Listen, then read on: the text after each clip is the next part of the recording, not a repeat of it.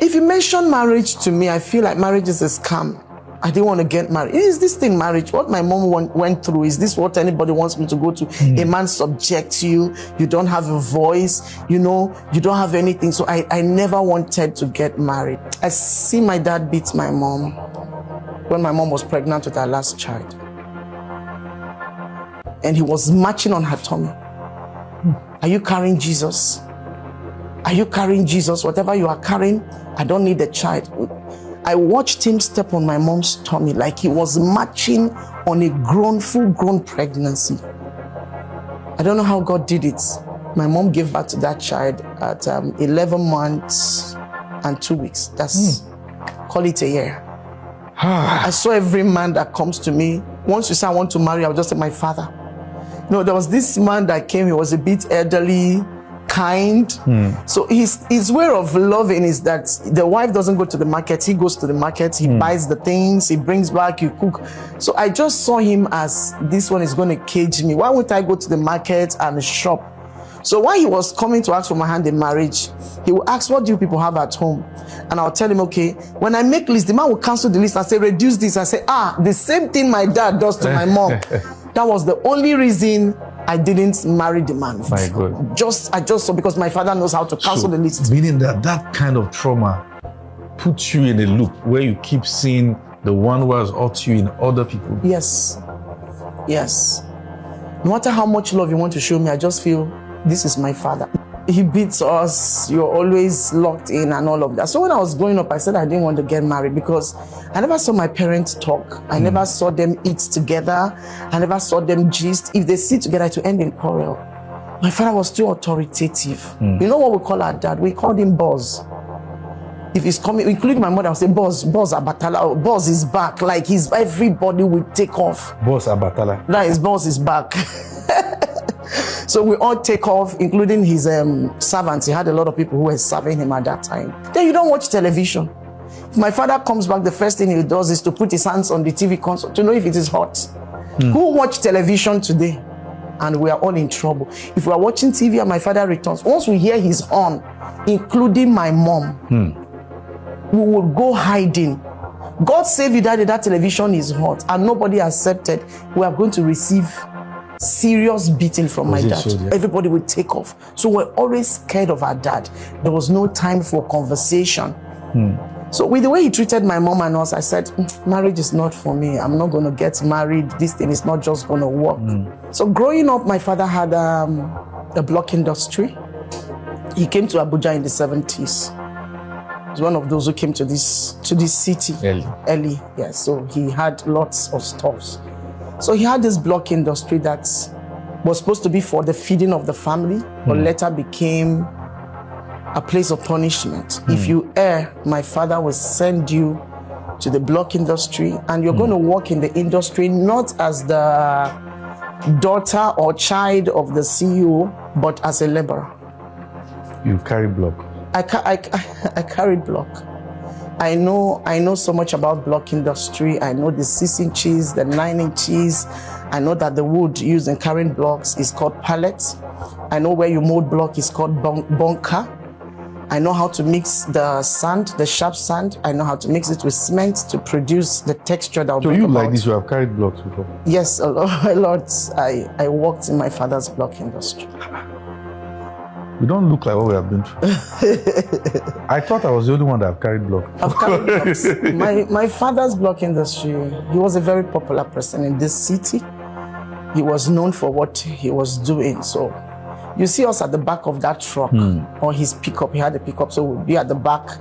You don't sit in front of the car like this, your father's. You sit at the back of the truck. With the laborers? With the laborers. You know, I mix sand, I carry blocks.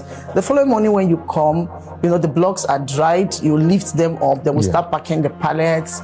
We load the blocks into the trucks. We follow them to go and deliver the blocks to the sites. You count. If anyone breaks, you're in trouble. So if it breaks while you're loading, you have to bring it back, break them, remix the following day, and mold and all of that. And then you have to eat once a day. My father would tell you that you have to eat once a day alongside with those guys. So if you ever fail your exams or you misbehave, that block industry becomes your your place of punishment. So I remember one day, at the course of working at that block industry, I developed a very terrible heart issues. They called it rheumatic heart disease. And at the time, there was a hole in my heart. But over time, God healed me. It's because of the kind of rigorous, work I was doing at the block industry. My father could keep you out of school for as long as the whole term or 2 terms, as the case may be, For the whole term? You can stay out of school for a whole term. And my mom dare not talk. My mom dare not talk. If she talks, you are the one that spoils these children. Wow. So even my mom was forced to work in the block industry. No way.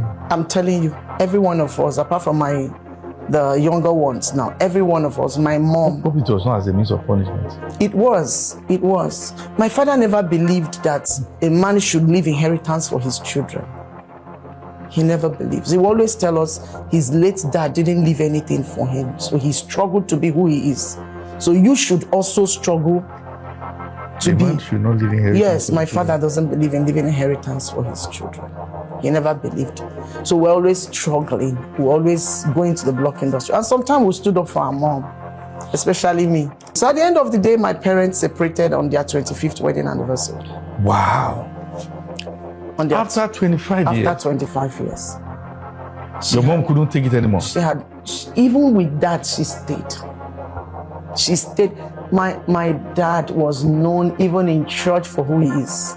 He can stand anywhere and contest the Reverend Father because we're Catholics. He can talk to the bishop. He can speak to anybody. He was never scared of anybody. And he had money. So 25th wedding anniversary, we're even talking about celebrating it. One day, something very insignificant happened. And he was beating. He was going to beat my mom. So I intervened. I said, you won't beat my mom in my presence. After 25 years, you were going to beat her again? My dad. After 25 years, somebody had come to sleep in our house that night who bears same name and same surname with me. And came from our village. So where she was staying, the person traveled and forgot to drop the key. So we just told her to sleep back. And my father said, no, this person will have to leave his house at 12 midnight. So my mom said, if she was my daughter, why will I ask her out of the house by 12 midnight? Just leave her, by tomorrow she will leave. My father insisted. So the lady was okay. Instead of bringing problem, let me leave. So I told her, I said, no, we'll talk to her dad. If you leave this midnight at 12, where do you go to? If anything happens to you. And that was it. He started beating my mom. So I came and intervened. I didn't want her to beat her. This was happening like 12:31 a.m. So he picked the side stool by the side and hit me on my back, knowing that I was having heart issues. So when I ran out of the door, he locked the door. He locked me outside the house. 1 a.m. I had to sleep at my neighbor's house, and I was writing my WAEC. Wow. I was writing my WAEC. So from my neighbor's house, they threw my uniform across the fence for me. That's how I went to write my exams that I couldn't even concentrate. I didn't know what I was writing because while in school I was thinking, what's the state of my mom today? Is she fine? What will my dad do to her? So when I came back from school, I didn't go back to my neighbor's house. I came, he was not around. And then I was talking to my mom through the window, and she was telling me what he had done to her already. And I was really furious. Why would he lay hands? So while we were there, my father came back, got into the house and said, this woman, you have not left. I told you to leave this. My mother said she was not. Where will I go to? I'm not going. I don't have parents. I don't have siblings. Where am I going to? And so while he started beating my mom, I ran into the room again and I pushed him. I said, you can't beat my mom. This time I met him trying to strangle my mother. His hands were on her neck. So she was shouting, oh, Luchi, your father is killing me. Your father is killing me. So I ran in and pushed him. I said, you won't kill my mom. So my mom was refusing to leave the house because, of course, where would she go to? While that was going on, he started throwing my mom's things out of the house, And I took fuel and poured on his car, and I took matches. I said, I'm going to burn your car if you touch. And I know he loved that his car, his Mercedes-Benz at that time. So I said, I'm going to burn this car if you touch my mom. So he left my mom, and I didn't burn the car. Did you have burned the car? Maybe I would have. Maybe. Because my mom had really suffered. So I ran to the police station because I don't know who to call. My father didn't have friends at that time. If you tell him the truth, the friendship is gone. It's over. So who will I call? People were now avoiding coming to talk to him. The priests, everyone. So I just ran to the police station. It was close to us. Please come help save my mother. My father is beating my dad. When police came and invited daddy to the police station, we got there, the case changed and turned against us. So they locked me and my mom in the cell. Really? Yes, the both of us slept in the cell that night. I remember we were both wearing MTN shirts. MTN came newly, that was 2002 into 2003. So we're sitting in the cell together. I was on my monthly flow, right in the cell. I had exams to write. I missed my exam. I didn't write my last paper. Yes. So we had to use one of the police to talk to the Reverend Father then. When the father came, they refused. He was not going to let us go. My father said, that's one of her boyfriends there. The priest is one of her boyfriend. So he was embarrassed, pushed out of the station, and he left. So I think the following morning, they quickly released us when they learned that the DPO was coming. So they released us. But this time, there was nowhere to go to. After 25 years? Yes, there was nowhere to go to. By the time we got back to the house, I saw my mom, some of her boxes outside. The clothes were missing. People had already picked the clothes they wanted. So we just went to a nearby hotel, the chief of the Igbos at that time, and just took our baths. And after taking our baths, the chief tried to talk to my dad. In fact, people heard the story and started trying to reach him, but he fought everybody. So the next thing to do was, where do we go to from here? My mom and myself. So my mom went to a primary school and started sleeping in the primary school. She didn't allow me to stay in the primary school with her. So she said I should look for where to stay. But leaving her in the primary school was quite difficult for me. So I went over to a friend's place while I always go to check her and see what she can eat while in the primary school. One of the days she told me that some hoodlums, some guys almost raped her at the primary school. So we had to start looking for where to stay. Wherever she goes to stay, my father finds out, goes to that place and threatens the people. So at the time, my siblings started asking for their mom when they came back from boarding school, and my father also asked them to leave the house. Really? Yes. So we left. Really? Yes, we left. And then people gathered money and gave to us. We just got a room and parlor and started staying without mats, without bed, anything. There was no clothes.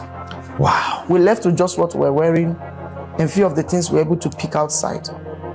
So we just started our lives. And what do we do? How do we survive? We started selling kunu in Yaya markets, zobo, bonds, we go to the market, we sell, we hawk so that we can be able to eat. And the next year we couldn't renew the rent because all of us, and this rent was as cheap as 60,000 as at that time, but it was difficult. So I didn't pursue going to school again. Because at the time I pursued going to school, my father tore my admission letter and said he was never going to send me to school because I stood up against him for my mom. So I had to lay low, and my siblings finished their secondary school and went into university. So I'm the only one who is not a graduate in my family. Yes. Does he hurt you? He does. With where God has taken me to today, I feel if I had gone to school, I'll be better.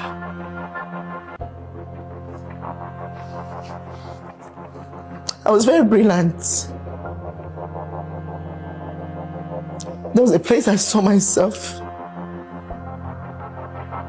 Even till yesterday, I told myself it's time to get back to school.